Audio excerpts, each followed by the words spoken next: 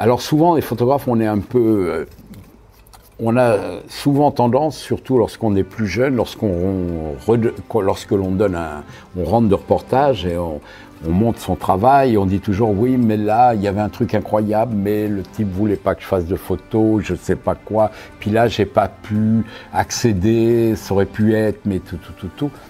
Et National Geographic, ils ont une expression que je trouve formidable, ils disent écoutez-moi bien, chez nous on publie des photos, mais pas des excuses, donc ça nous intéresse pas.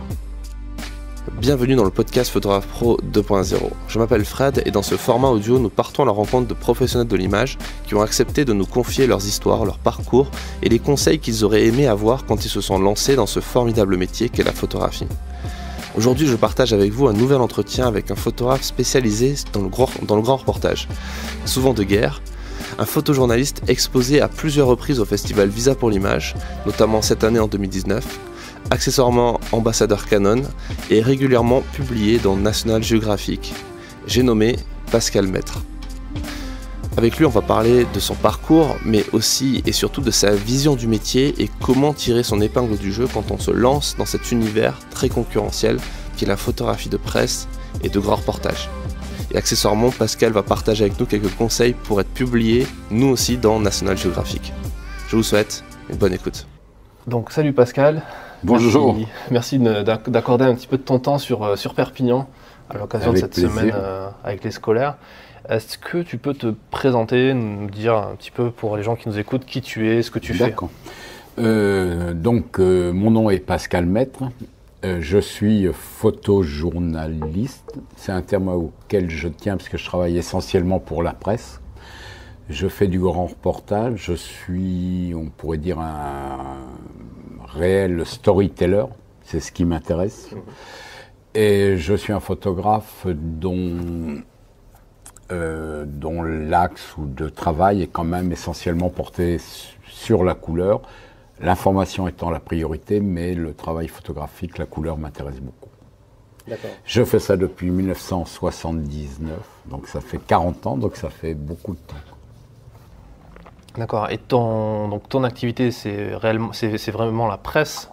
Ton client principal, c'est un groupe de presse. Enfin, c'est la presse. Moi, je travaille uniquement pour de la presse. Je fais de l'éditorial, qui sont différents magazines, qui vont de National Geographic Magazine, Géo Allemagne, Géo France, Figaro Magazine, Paris Match, Stern. Je travaille avec Terre Amateur. Grosso modo, c'est à peu près les magazines pour lesquels je travaille. D'accord.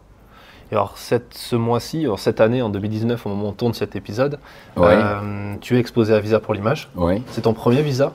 C'est mon 9e. D'accord. Donc j'ai été très gâté. Je crois que le premier, c'était en 91. D'accord. Donc je fais partie des personnes qui ont grandi avec Visa, qui ont grandi avec Jean-François, le roi. Et donc Visa, m'a apporté beaucoup, et je pense pour beaucoup de gens de ma génération, et des nouvelles générations, j'espère. Ça m'a permis d'avoir une exposition internationale. Ça m'a permis de rencontrer à Visa les plus grands directeurs photo et même les rédacteurs en chef des plus grands magazines du monde entier. Donc, où ils ont pu voir mon travail, où j'ai pu les rencontrer, où j'ai pu discuter de projets, où j'ai pu comprendre comment ils fonctionnaient. Donc, ça a été vraiment essentiel dans la construction de ma carrière. Et je dois beaucoup de choses à Visa. Quand tu gagnes, tu as gagné des prix aussi? Oui, à Visa, j'ai eu je crois que c'est 2016, un Visa d'or d'honneur. Donc normalement, le Visa d'or d'honneur, c'est plutôt un peu pour conclure une carrière. Mais le Visa d'or d'honneur du Figaro Magazine, à Visa, il est donné à un photographe qui est toujours en activité. Donc c'est un grand honneur parce que le premier a été donné à McCullin, le deuxième à Eugène Richards et moi j'ai eu le troisième. C'est la classe quand même. Oui, c'était cool, très cool, quoi. Et ça, le fait d'avoir un visa, le fait d'avoir des projections, des expositions, ça t'apporte vraiment beaucoup dans ta carrière, dans ton développement, dans ton activité concrète? Alors un prix, ça aide toujours parce que ça nous remet sur le marché, entre guillemets. On reparle de nous, donc ça nous remet à un moment donné dans la lumière. Et comme on est freelance et que l'on dépend des magazines, c'est quand même bien et mieux quand vous avez un prix, ça consolide un petit peu la notoriété. Ouais. Et c'est essentiellement pour ça, en dehors du plaisir ou de l'honneur, que c'est quand même important, parce que tous ces prix aident à construire une notoriété qui va permettre de travailler. C'est pas une notoriété pour une notoriété, c'est une notoriété qui va permettre de travailler, où les journaux auront peut-être plus confiance en moi, ou quand je leur proposerai un projet, le fait que j'ai eu un prix, ils se disent bon, ça consolide. Et c'est pour ça que pour moi c'est important dans ce sens-là. D'accord. Il me permet de pouvoir continuer de travailler dans des bonnes conditions. Toi, tu as toujours été pigiste ? Tu as toujours été freelance ? Non, j'ai commencé ma carrière en 79 comme salarié de Jeune Afrique, dans le groupe Jeune Afrique, d'où le fait que j'ai eu assez vite une spécialité sur l'Afrique. Et donc là, j'étais salarié 3 ans, de 79 à 82. Comme photographe ? Ouais, photographe salarié. Donc j'ai eu cette chance-là. Ouais. C'est une chance intéressante parce que, en dehors de l'aspect économique, même si je n'étais pas très très bien payé, mais ce qui était en partie normal parce que je connaissais pas mon métier non plus, mais ça m'a permis d'être dans une rédaction, de participer aux conférences de rédaction et donc de voir l'aspect journalistique. Et tout en faisant des photographies, en étant envoyé en Afrique, lorsque je ne voyageais pas, je travaillais au service photo. J'aidais, comme iconographe, j'aidais la directrice photo, les gens qui travaillaient, et j'avais 2 pages ouvertes chaque semaine dans lesquelles je pouvais faire publier des reportages qui n'étaient pas les miens. Donc j'allais à Magnum, j'allais à Gamma, j'allais à Rafo, à Sigma, j'allais chercher des reportages que je proposais en conférence de rédaction. Que tu achetais quoi ? J'achetais, je les prenais et s'ils étaient publiés, ils étaient achetés. D'accord. Donc moi j'arrivais en conférence de rédaction, mais peut-être chaque semaine quand je voyageais pas, avec 5-6 propositions. Et nous, les photographes, surtout lorsqu'on commence, on est très attirés par l'aspect purement photographique. C'est-à-dire la lumière, la couleur, les belles images, plus un aspect intellectuel de la photographie que purement reportage de presse. Donc c'est intéressant parce que je proposais, et souvent on me disait « Et alors, pourquoi on publierait ça ? Ce sont des belles images, mais... quel est l'intérêt du sujet ? Ou alors, pourquoi on publierait ce reportage maintenant ? Par rapport à l'actualité. Par rapport à l'actualité, par rapport à ce qui se passe dans tel endroit et tout ça. Donc ça m'a permis de me former journalistiquement. Et ce qui me sera utile par la suite. Parce que toi, c'est rigolo, cette interview, on l'a fait de la fin vers le début, tu n'as pas fait de formation de journalisme ? Non, pas du tout. Dans les gens de ma génération, il n'y avait pas d'école photo. Et à part Louis Lumière, qui était une école qui existe toujours, qui était une très bonne formation, mais qui formait quand même essentiellement soit des techniciens, soit des photographes qui après étaient amenés à travailler dans la pub. Mais sur le reportage, il n'y avait absolument aucune école. Ce qui fait que ce soit les Chauvel, Keller, même ceux un peu plus tard, ils vont venir parce qu'ils sont parce qu'on est motivé, on a envie de faire que cela. Mais il n'y a pas de workshop, il y a rien de tout ça. Donc on apprend sur le terrain. Comment tu vois le truc ? Et moi, j'ai fait 2 années de psychologie en fac. J'ai pas fait la 3e année parce qu'à ce moment-là, j'ai commencé à vouloir faire que de la photographie. D'accord. Et on a tous fait des choses comme cela. Oui, mais il y avait de parcours que de photographe, quoi. Voilà, parce qu'il n'y avait pas de... Alors il y a quelques photographes, mais je pense plus anciens, qui avaient fait des CAP de photographe et qui tout doucement après ont glissé sur le reportage. Mais le reste, c'était des gens qui avaient envie de voyager, Donc c'est intéressant parce qu'aujourd'hui, on n'a plus du tout les mêmes formations, je dirais même les mêmes milieux d'origine d'où sont les photographes. Maintenant, les photographes sont quand même beaucoup plus éduqués, ils ont fait des études supérieures. Ils passent par la case école photo. École photo ou même études supérieures beaux-arts. Et donc, c'est une frange personnes différentes. Nous, c'était vraiment la motivation. Et je pense que beaucoup de photographes venaient de milieux beaucoup plus modestes que les photographes d'aujourd'hui. Ouais. C'était un peu les casse-cous, quoi, la plupart des mecs. Ils avaient envie de faire que ça. Ouais, c'était vraiment le terrain et... Le terrain, on y allait, voilà, quoi.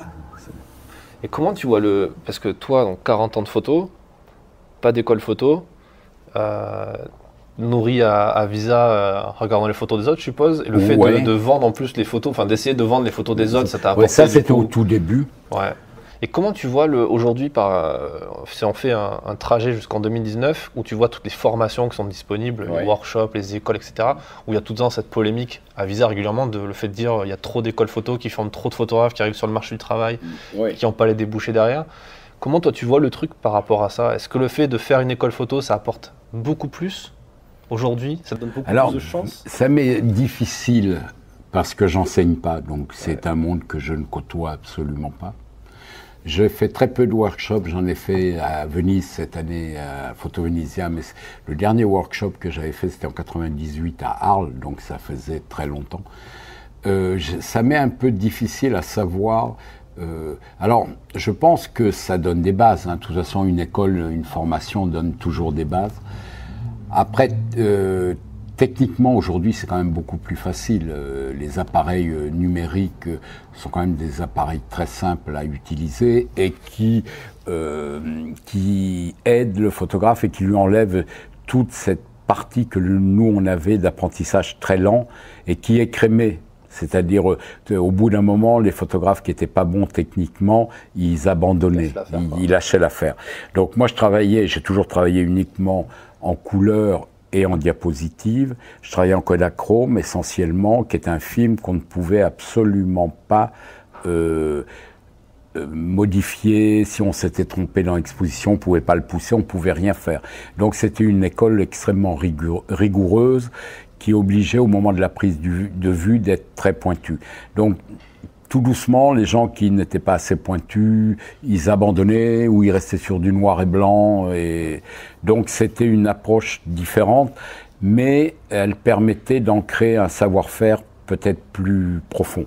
Maintenant, les écoles, j'imagine, parce que vu que je n'y vais pas, j'enseigne pas, j'imagine qu'on apprend aux photographes qu'est-ce qu'une storytelling, comment construire un sujet, tout cela. Mais nous, moi, après Jeune Afrique, j'étais 1 an ou 2 freelance, mais après, j'ai eu la chance d'être embauché dans le staff de Gamma. Et on était très peu, on était que 12 photographes quand je suis rentré au staff de Gamma. Et à ce moment-là, les agences faisaient ce rôle-là. Elles éduquaient le photographe à tout ce qui était storytelling. Oui, parce que l'agence, il y avait des journalistes qui travaillaient dans l'agence, il y avait des éditeurs qui éditaient notre travail, et donc il y avait des journalistes qui préparaient les sujets, qui disaient voilà, tu vas aller là pour telle raison, pour tout cela. Et quand tu rentrais de reportage, c'est pas toi qui faisais ton choix photo. C'était les éditeurs qui souvent, comme à Gamma, il y a eu Floris de Bonneville qui a été un des très très grands éditeurs, qui a édité Caron, donc qui savait ce qu'est une bonne image, ce qu'est une bonne histoire et tout ça. Donc on disait ouais, c'est pas mal ce que tu as fait, mais tu aurais peut-être dû travailler un peu plus sur ceci, sur cela, et il manque une partie dans ton histoire, et pourquoi tu n'as pas fait ça et tout. Donc il y avait un apprentissage qui se faisait et qui a continué par rapport. Là, maintenant, les agences, d'abord, beaucoup d'agences n'existent plus, et même les agences la plupart des agences qui restent ont très peu de personnel, parce que économiquement, elles ont beaucoup moins de moyens, et donc tout ce côté-là n'existe plus en agence. Et je pense qu'il se fait dans la formation dans les écoles. D'accord. Toi, tu es diffusé par une agence ? Alors, les dernières années, j'ai été diffusé par l'agence Cosmos, qui a fermé l'année dernière en novembre. Ah ouais, qui a fermé en novembre. Et maintenant, j'ai un peu une diffusion un peu bâtarde. Tout l'étranger, je diffuse à travers Panos, à Londres. Et en France, j'ai rejoint le groupe Myope. Ok, t'es dans Myope. Oui, j'ai mon ami Keller qui est là depuis longtemps, donc voilà. D'accord, ok. Et j'ai pris 2 diffuseurs parce que Myope n'a pas encore développé un réseau étranger très conséquent. Et moi, l'étranger, c'est important dans mon travail, quoi. Mais ouais. Voilà. Justement, c'est quoi la part de ton business, en quelque sorte, de tes ventes entre l'étranger et en France ou francophonie? Ça dépend d'une année à l'autre. Ouais.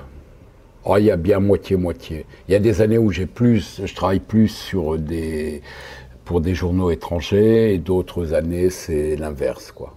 Mais pendant longtemps, j'ai beaucoup travaillé pour Géo Allemagne.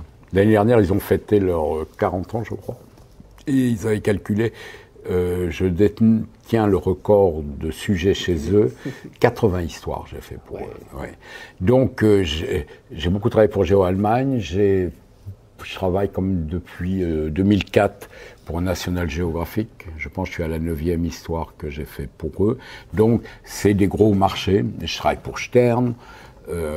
Et en France, je travaille pour Géofrance, avec qui j'ai aussi depuis longtemps beaucoup travaillé. Paris Match, Figaro Magazine, c'est un peu les journaux sur les principaux qui payent encore. Qui payent encore. Et pendant longtemps, j'ai beaucoup travaillé en France pour l'Express, qui à l'époque avait un très très grand service photo et qui produisait énormément de reportages photos. D'accord. Donc c'est très balancé. Alors il y a des années, je travaille beaucoup pour les États-Unis, puis je vais peut-être être un an ou deux où j'aurai pas d'histoire en route. Voilà, je dirais que c'est moitié-moitié. Ça dépend des périodes. Il y a des périodes où j'ai vraiment pratiquement beaucoup plus travaillé pour l'étranger que pour la France. Et systématiquement en produisant une histoire, ou en gros tu as une idée, tu dis voilà, je veux partir là, il me faut ça comme budget et je vous ramène ça comme histoire? Alors, quand j'ai commencé, du moins dans les années 80, 90, quand j'ai commencé à être freelance, quoi. Après Gamma, on a créé une agence qui s'appelait Odyssée, mais qui était plus un collectif déjà de photographes en 88, je crois. Puis après, j'ai été dans d'autres structures, mais c'était de la diffusion. Donc j'étais, soit je faisais des propositions, soit on m'appelait sur des sujets, pour faire des sujets. À cette période-là, les journaux m'appelaient beaucoup. D'abord en couleur, diapo, d'assez bon niveau, on n'était pas très nombreux.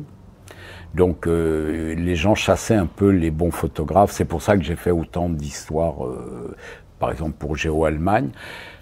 Et puis tout doucement, c'est beaucoup plus sur des propositions, des choses que j'ai envie de faire, que sur mes idées, que ça déclenche les commandes. Ça m'arrive encore, l'année dernière, j'ai fait pour Paris Match, lorsqu'il y a eu les 70 ans d'Israël, ils m'ont confié une carte blanche pour faire un portrait d'Israël, où ils ont fait 16 pages après. Donc ça, c'est une commande. Je connais pas Israël, ils m'ont appelé, ils m'ont dit, voilà, on aimerait que ce soit toi qui le fasses. Il y a une période, l'an passé aussi, National Geographic m'a appelé pour faire un sujet sur l'huile de palme à Bornéo, alors que ce n'est pas vraiment ma zone. Donc tout ça est très varié.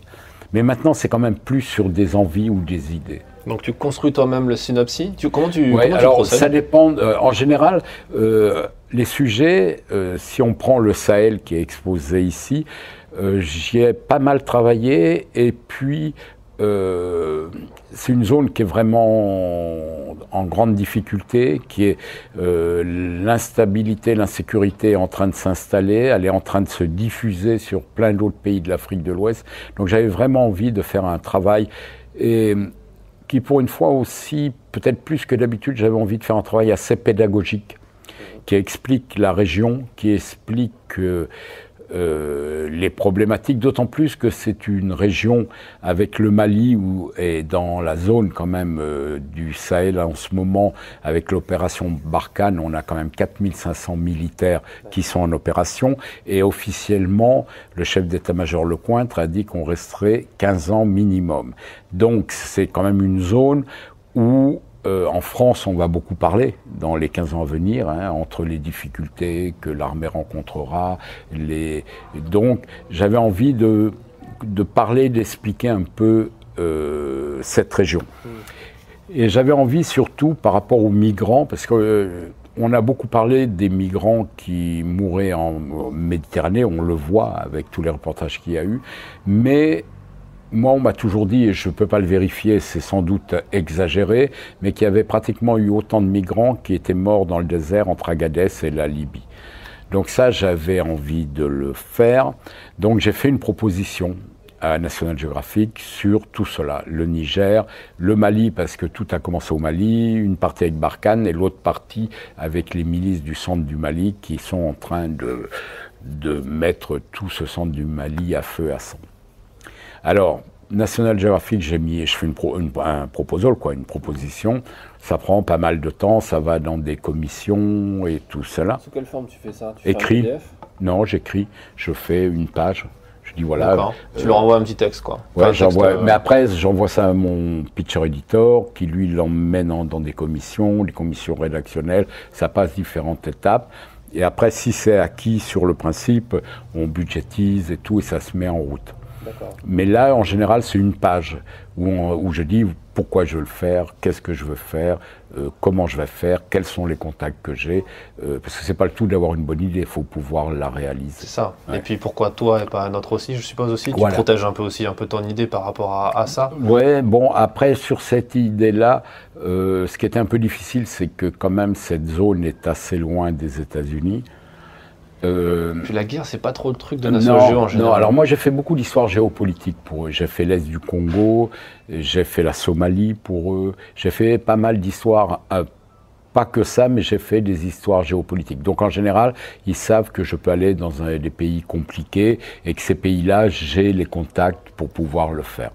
Parce qu'évidemment, quand ils engagent un reportage comme cela, c'est des frais, c'est tout ça. Oui, puis il faut qu'ils soient sûrs de... Mais ça, bon, c'est les années, on travaille ensemble de confiance et tout. Donc voilà, je fais des propositions, j'ai fait un travail sur comment vivre sans électricité en Afrique, parce que 645 millions de personnes n'ont pas accès à l'électricité en Afrique subsaharienne, ce qui est colossal. Et donc ça, j'ai peiné, le Figaro Magazine m'a suivi. C'est vrai que c'était un sujet difficile à convaincre parce que vous dites, ok, je vais faire un reportage sur le noir, quoi, grosso modo. Quelle est l'implication de vivre sans électricité?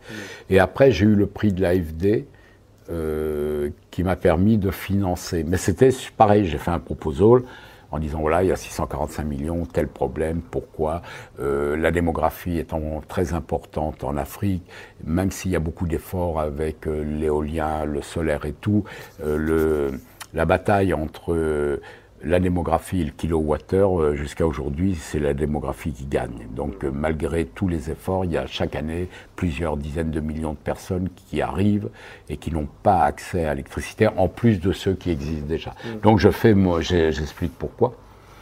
En général, si c'est en France, je vais voir les journaux et j'explique.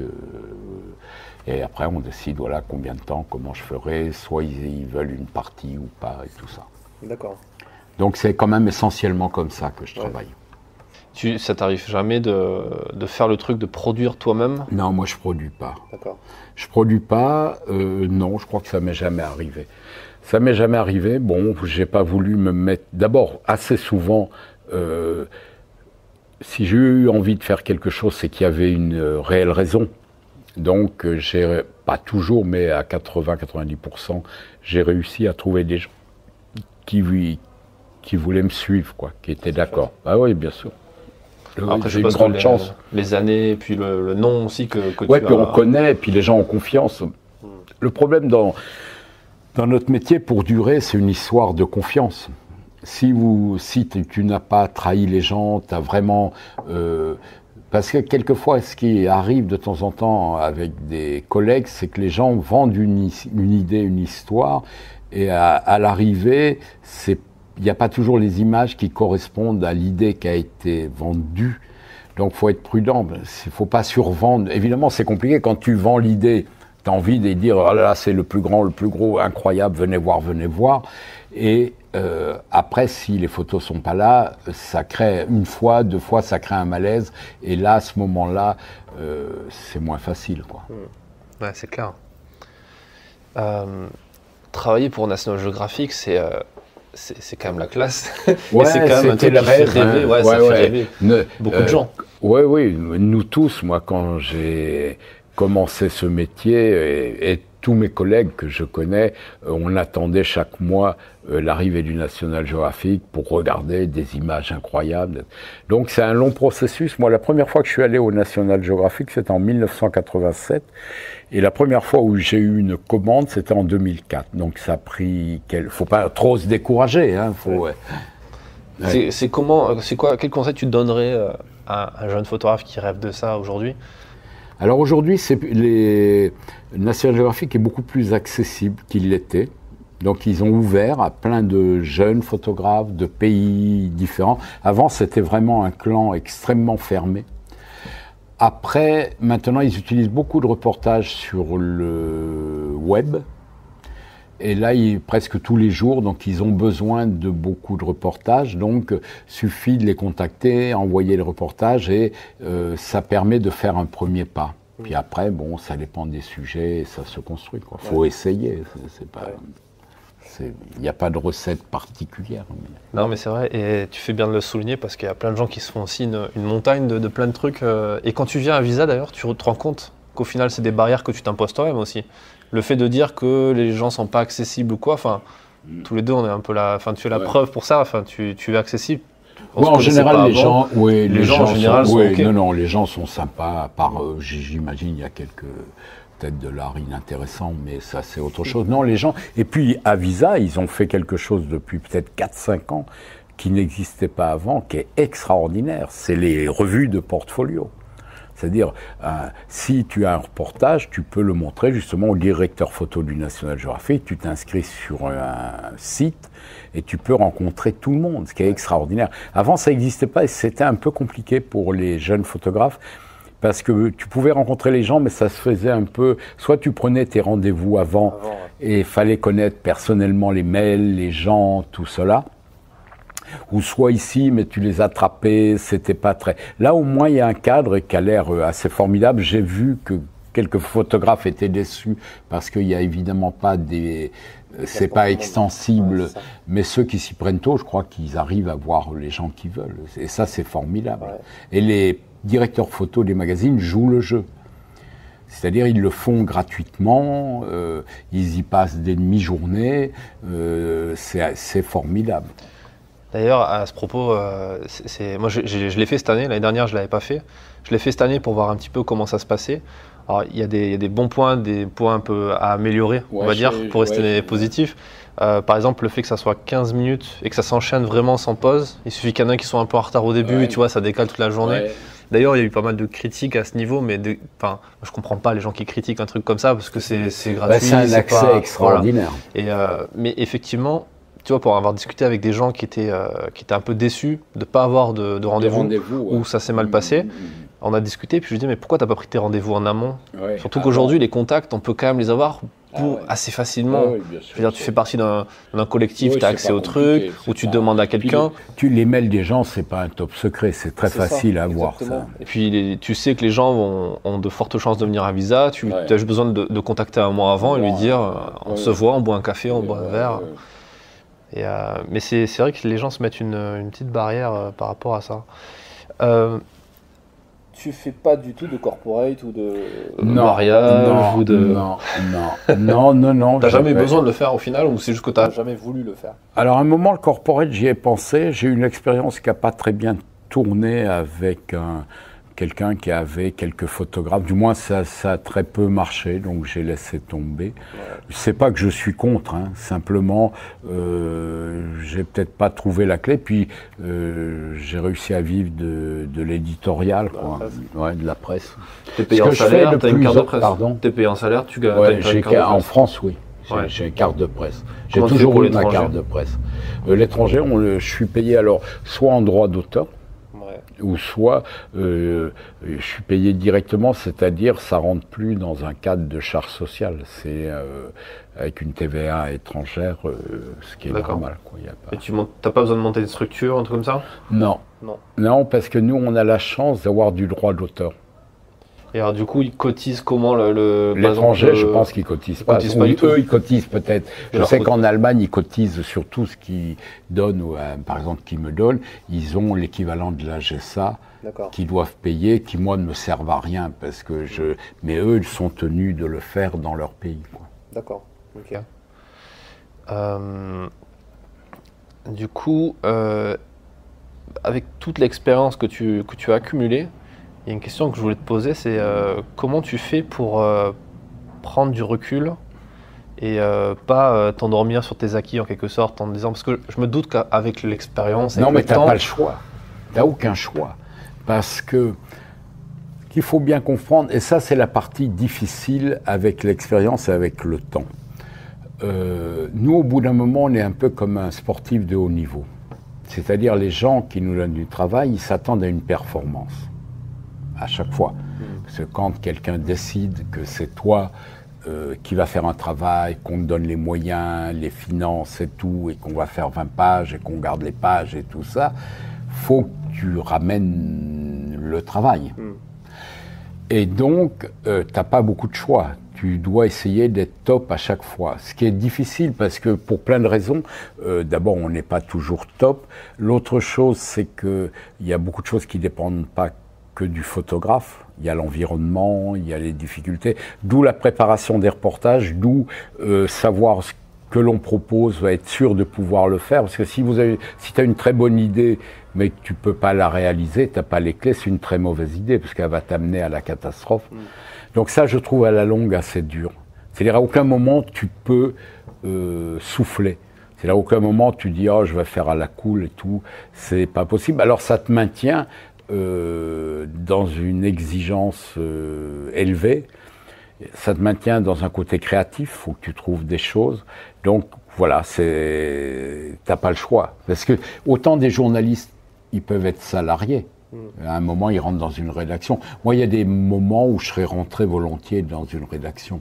Oui, parce que depuis 40 ans, pas savoir dans 3 mois quelles vont être tes rentrées, t'as une vie familiale, c'est quand même lourd, quoi. Comment tu fais pour gérer ça justement, surtout quand tu pars sur des théâtres parfois de guerre? Comment tu gères tout ça? Ben, on a tous des vies personnelles assez compliquées. Après le reste, moi j'arrive à assez bien séparer les choses. Ouais, tu fais pas partie de tous ces photographes, des grands reporters qui ont 4 mariages, non, 4 pensions j'en ai alimentaires? plusieurs. Non, j'ai pas appelé, mais bon. Non, c'est pas. Et puis moi, quand je suis en France, je coupe vraiment. C'est-à-dire, je fréquente très peu les bars où vont les reporters. J'habite d'abord plus à Paris depuis 6 ans. J'habite près de Rambouillet. Et je vais 2 fois ou 3 fois par an à un vernissage, point final. Donc quand je suis là, en général, je suis vraiment là. D'accord. Mais bon, je peux être dans la lune aussi. Je peux rester un peu dans mon monde. Mais quand même, j'arrive à séparer les choses, quoi. Sans ça, on devient fou, quoi. C'est clair. Ouais. C'est pas simple, mais voilà. Non, le plus dur, je trouve, c'est la pression à la longue, hein, sur la performance, quoi. Elle est bien l'analogie sur le sportif de haut niveau, parce qu'effectivement, tu es obligé de t'entraîner, même si tu es au top. Oui, on te demande une perf à chaque fois. Oui, puis on te demande une perf. On t'envoie parce que au bout d'un moment, des photographes qui sont capables de faire des bonnes photos, il y en a des centaines. Les gens qui sont capables de délivrer des photos plus exceptionnelles, le chiffre se réduit. Et les magazines qui ont des gros moyens, ils cherchent des photos exceptionnelles. Et ça, on n'en fait pas beaucoup dans un reportage. On en fait 2, 3, 4, 5. Mais il faut pouvoir les faire.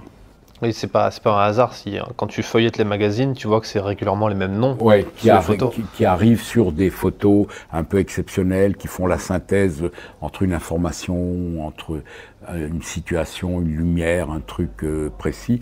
Donc, comment dire, quand on nous donne au bout d'un moment du travail, c'est pour délivrer ces images-là. Et souvent, elles sont compliquées, il faut accéder aux choses, il faut avoir les autorisations, il faut avoir... Donc ça fait beaucoup de choses à mettre en place avant d'accéder à un endroit qui va être porteur et où on pourra faire quelque chose d'intéressant. Ouais, parce qu'au final, surtout quand tu es indépendant, tu passes 5% de ton temps à vraiment utiliser ton boîtier, quoi. Oui, la photo, c'est fini. Quand, je veux dire, c'est fini, une fois qu'on est à l'endroit où c'est intéressant, faire la photo, c'est pas compliqué. Ça serait triste qu'au bout de 40 ans, on soit pas capable. Et on doit, si la situation est bonne, on va pas la rater. C'est quand même comme un footballeur qui a de l'expérience, il est devant, tout seul devant le goal, s'il le fout à côté, c'est quand même gênant. Donc nous, si on a une bonne situation, on doit ramener une bonne image, quoi. Mais ça, c'est normal. Du coup, ça veut dire qu'il faut vraiment mettre le paquet sur tout ce qui se passe en amont, quoi. Oui, bien sûr. Pour moi, c'est la clé. Une bonne idée, très bien préparée, trouver toutes les clés. C'est un peu comme une énigme au départ. Trouver toutes les clés pour pouvoir accéder et pouvoir réaliser ce dont on a besoin. Ça, c'est vraiment... Parce que c'est ce moment-là qui va permettre d'être en situation de pouvoir peut-être avoir une... Après, il y a aussi des images qu'on a faites qui sont sans doute assez rares par coup de bol. Ça arrive aussi, heureusement, c'est ce qui est assez magique dans la photographie. Le fait de ne pas avoir de chance, c'est une faute professionnelle. Ouais, c'est ce qu'on dit, quoi. Et puis, alors souvent, les photographes, on est un peu... on a souvent tendance, surtout lorsqu'on est plus jeune, lorsque l'on donne on rentre de reportage et on montre son travail, et on dit toujours oui, mais là il y avait un truc incroyable, mais le type voulait pas que je fasse de photos, je sais pas quoi, puis là j'ai pas pu accéder, ça aurait pu être, mais tout. Et National Geographic, ils ont une expression que je trouve formidable, ils disent écoutez-moi bien, chez nous on publie des photos, mais pas des excuses, donc ça nous intéresse pas. Parce que c'est vrai, être photographe, il y a beaucoup de choses qu'on réussit pas à faire. C'est pas parce qu'on n'a pas... Tous les photographes, je crois, ils sont pleins de bonne volonté, d'énergie, de tout. Ça, tant pis. C'est justement, faut se débrouiller pour que le fait de pas pouvoir les faire, ça soit pas souvent, quoi. Ouais. Ouais, c'est de se tirer une balle dans le pied que de parler de quelque chose que tu n'as pas en image, parce que ça frustre plus la personne. Oui, bien sûr, mais c'est aussi humain, parce que faut pas oublier que les photographes sont très fragiles. Ils sont freelance. C'est un métier qui, justement, où on dépend de tellement de choses qu'on ne contrôle pas. On peut dépendre de la lumière, on peut dépendre d'un interdit, on peut dépendre on arrive trop tard, ça n'existe plus, on peut dépendre... Donc, de nature, c'est assez stressant, c'est un environnement qui est très fragile. Donc, évidemment, le photographe... Alors, ce que je trouve très dur, moi, pour les jeunes photographes, maintenant, c'est que j'ai l'impression... Moi, j'ai eu la chance, par exemple, Géo-Allemagne, j'ai fait 4 ans d'histoire. Quand ils ont commencé à me faire travailler, ils m'ont fait confiance. Donc, ils m'ont fait travailler. Donc, j'ai pu prendre confiance et j'ai pu progresser dans mon travail. Aujourd'hui, j'ai l'impression que souvent, on utilise des jeunes photographes une fois, puis après, on les fait plus travailler. Et ça, je trouve ça très dur parce que... il faut être dans un climat de confiance. Et j'ai l'impression plus qu'on déstabilise... Alors, il y a certains journaux qui continuent parce que le photographe, il va avoir besoin de progresser. Il va avoir besoin d'être dans un climat de confiance, que le journal aime ce qu'il fait, qu'il le remette sur des bonnes histoires, tout ça, pour progresser dans son niveau, pour pas qu'il soit fragilisé. Et j'ai l'impression que maintenant, vu qu'il y a beaucoup de photographes, je parle de la presse, le reste je ne connais pas, et qu'il y a moins de moyens dans la presse, j'ai l'impression que c'est plus difficile, que les gens font un spot une fois, puis après longtemps ils ne retravaillent pas, et ça j'imagine que ça doit être très déstabilisant. Est-ce que c'est pas lié au fait que, comme il y a plus de magazines qui achètent des sujets déjà faits, déjà produits? Bien sûr, ils ne veulent pas produire. Le nerf de la guerre, c'est la production. Et c'est l'argent aussi du budget du magazine, donc du coup, s'il n'a pas les moyens de produire, il va acheter pour moindre coût des trucs. Absolument. Et aussi, le photographe va peut-être avoir du mal à proposer des idées neuves à chaque fois. Absolument. Je trouve qu'on laisse beaucoup de responsabilités sur le dos du photographe. C'est-à-dire, souvent, maintenant, les magazines, comme ils ne veulent pas vraiment produire, ils laissent les photographes commencer, faire les 3/4 du sujet, et après, ils vont leur donner une dernière semaine d'assignment pour compléter. Mais le photographe aura pris tout le risque et tout l'investissement.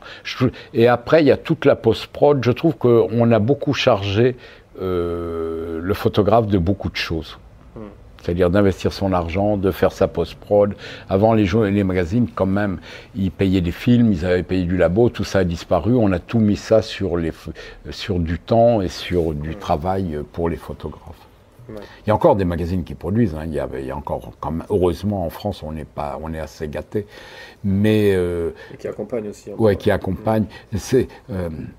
La production, c'est le nerf de la guerre, parce que, d'ailleurs, souvent, les magazines, ils commencent par un moment à pleurer un peu, parce que, comme ça produit pas énormément, il n'y a pas tant de sujets qui se promènent. Donc, quand tu produis pas et que tu veux publier, tu trouves pas énormément de sujets. Et donc, ça se réduit tout doucement, quoi. Et un magazine qui produit pas, c'est un magazine qui n'a pas d'âme. C'est-à-dire quand il rachète des sujets déjà à moitié faits et tout, l'idéal c'est quand même quand il décide qu'est-ce qu'il va produire, parce qu'il a une ligne générale, il a un ton général, il a une approche générale, et là il structure une vraie âme et où le lectorat s'identifie. Ça c'est clair, quoi. Ça c'est quand même vachement fragilisé aussi côté presse. Parce que le fait que les iconographes partent aussi, puisque les bureaux, ils écrèment aussi le staff. Et c'est quoi, toi, pas ton pronostic, mais ta vision de ça? On parle tous les ans à Visa de crise de la presse. On n'a pas trop parlé cette année, je trouve. Ouais, ça s'est un peu calmé. Ouais, ça se calme un peu sur ça. Il y a eu 4-5 ans qui étaient terribles, où il y avait une tribune tous les jours qui sortait. Ouais, puis c'était triste, quoi.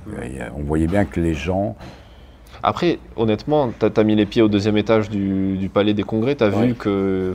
c'est hallucinant de voir qu'il y a... Mon premier Visa, c'était il y a 7-8 ans, je voyais encore les staffs des agences. Ouais, mais maintenant, il ne reste plus que l'AFP et SIPA, et c'est tout. Il faut être clair, est-ce qu'on a besoin d'agences aujourd'hui? Avant, moi, quand je suis à Gamma, si je veux montrer mon travail dans un pays étranger, il faut que moi-même, je fasse des duplicata, que j'aille à la poste, que j'envoie, que je connaisse un mec en Italie, que je sois sûr que le mec va peut-être regarder mes photos ou pas, tout ça. Donc les agences faisaient ça. Tous les jours, ils envoyaient en Italie 20 reportages partout dans le monde, et à se charger de la facturation, de récupérer le fric et tout ça. Aujourd'hui, tu es chez toi, une demi-heure après, tu fais un clic, les journaux du monde entier ont ton matériel. Donc pourquoi, en dehors du fait d'une convivialité, d'un échange et tout cela, économiquement, il n'y a pas beaucoup de raisons d'avoir les agences. Et souvent, les agences, je trouve, elles sont restées assez dures là-dessus, parce que n'importe quel journal qui veut faire travailler un photographe, c'est très simple. Il va sur le net, il va trouver le contact du mec. Avant, trouver un type au Venezuela ou je sais pas quoi, c'était très compliqué. Il fallait avoir les carnets d'adresses, fallait connaître, donc l'agence faisait tout ce rôle-là. Aujourd'hui, tu n'en as pas besoin. N'importe le monde veut trouver un photographe au Venezuela sur la crise, il google, il regarde sur le site du mec s'il est bon, pas bon, tout ça, et pof, ça marche. Donc, effectivement, c'est pour ça qu'il y a pratiquement plus d'agences au 2e étage. Et sur l'avenir de la presse, en général sur les magazines, tu vois, des titres comme VSD qui sont en train de disparaître, qui était quand même un des plus gros news magazines de France. Bon, c'est pas demain la veille que Figaro Magazine va peut-être s'étendre, ou Paris Match aussi, mais on sait jamais. Toi, tu le vois comment? T'es optimiste ou t'es pessimiste par rapport à ça? Je sais pas du tout. Pas du tout. C'est très difficile à savoir. Je crois que le plus grand danger actuellement, il y a une énorme crise dans les kiosques, dans le système de distribution des magazines. Voilà. Et ça, je crois que, si j'ai bien compris, parce que je ne connais pas trop en détail, je pense que l'État aide depuis quelques années, qu'il en a un petit peu marre. Et si malheureusement, ce système de kiosques, où ça disparaît, là, ça sera compliqué. Après, on a toujours aussi le sentiment que les gens, les vrais reportages intéressent toujours les gens.